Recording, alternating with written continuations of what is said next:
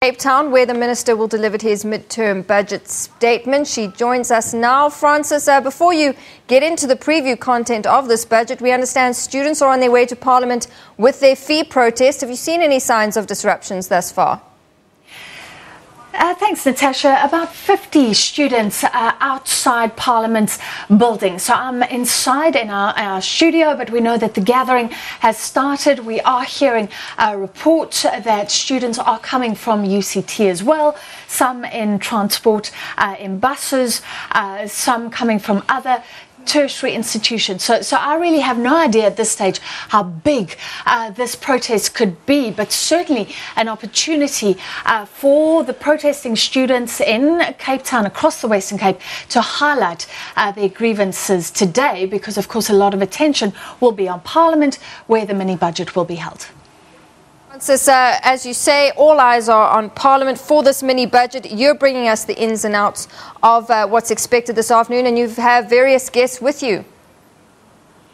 I do. So let's start looking at the tax issue, and maybe the first thing to realise is that less tax coming in. We're in a tight economy, and that means that either government has to take on more debt, or there will be a trade-off. For instance, if the students get their way, more funding towards higher education.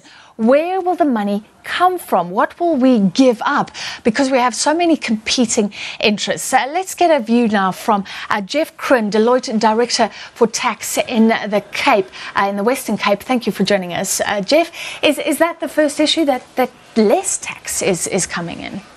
Well, Francis, first of all, thank you for having me here today. And I just want to say this is one of my favourite days of the year, because today we don't actually hear much about the tax announcements. What we're going to find out today is what the state of the nation is, where our collections stand, and what Minister Nene wants to spend money, how the expenditure is going to pan out for the rest of the year. So, and certainly now before the budget, it's a wonderful time. We can speak about it. We don't really know what's going to happen. There's been a lot of speculation that revenue collections might be down a little bit. Do you know that in previous years we get to February to the budget speech, and I've often thought we're not going to make the collections this year, and I have been surprised, positively surprised, by how the collections have come in. So I don't want to be negative in any way about what to expect in the speech. I think we need to be positive, and I'd like to hear what the minister has to say, and then perhaps afterwards we can discuss, where things are likely to head. You're exactly right, that we're unlikely to hear taxes is going up, or we're going to introduce a new tax. Could he hint, though? The Davis Commission still doing its work, some saying we need VAT. Let's look at VAT. Yes. VAT, I call it one of the usual suspects. So VAT, I think, was introduced at 14% in the early 90s, if I can remember that far back. And it's never changed. Now, VAT is a politically sensitive item because it affects so many people, and particularly the poor. So the way I've read it, year after year, the Minister of Finance has been reluctant to increase the VAT rate.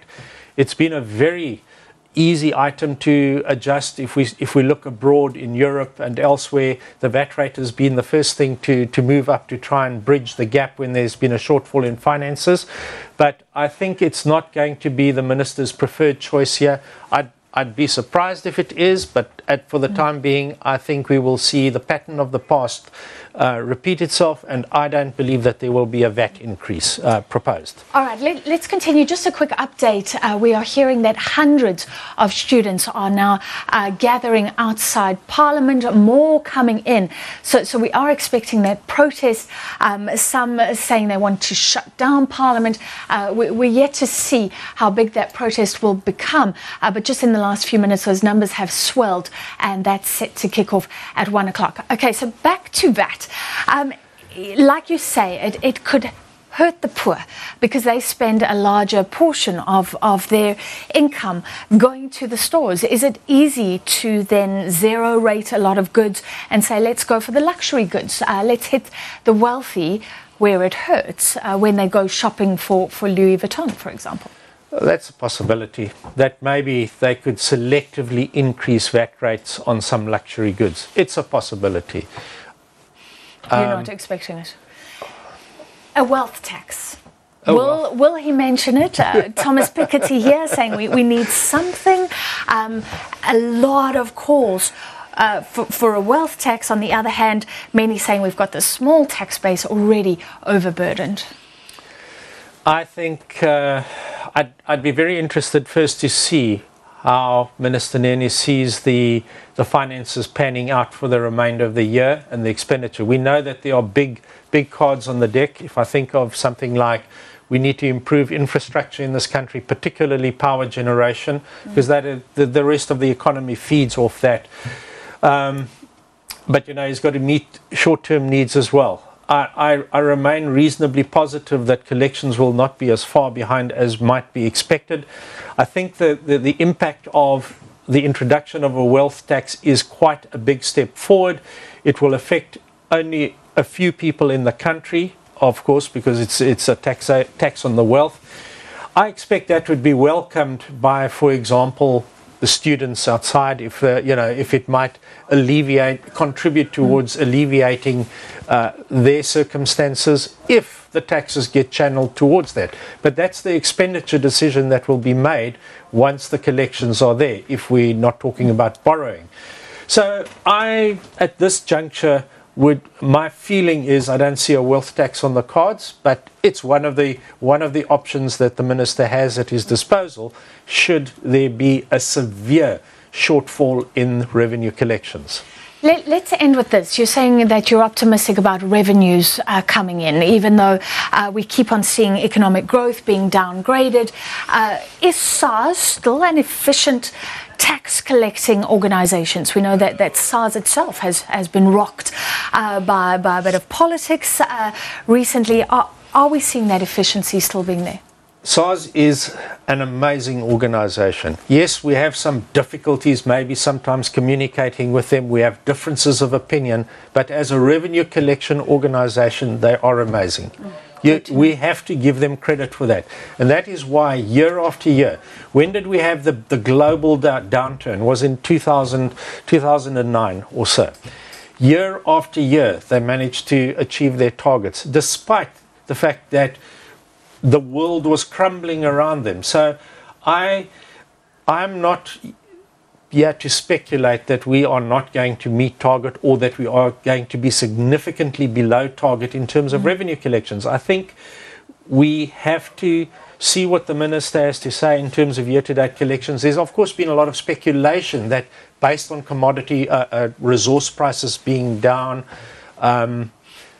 and various other difficulties perceived in the economy, the expectation is that it will be down, but by how much, I don't know, and I think it would be unfair to speculate.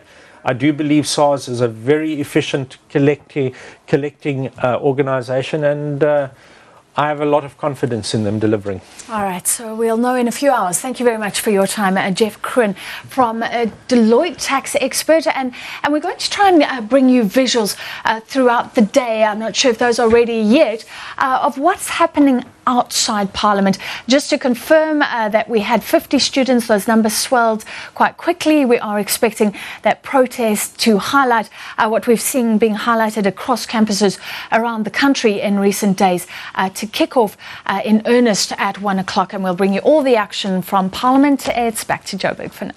Thank you, Francis. Francis heard live from Parliament ahead of that midterm budget speech. She's saying that the numbers of student protesters are growing outside Parliament ahead of that speech. Protesters saying they will shut down Parliament, but we will, of course, keep you updated with that information. And, of course, the midterm budget, as well as analysis, will be broadcast live on SABC2 and here on Channel 404 at 2 o'clock this afternoon.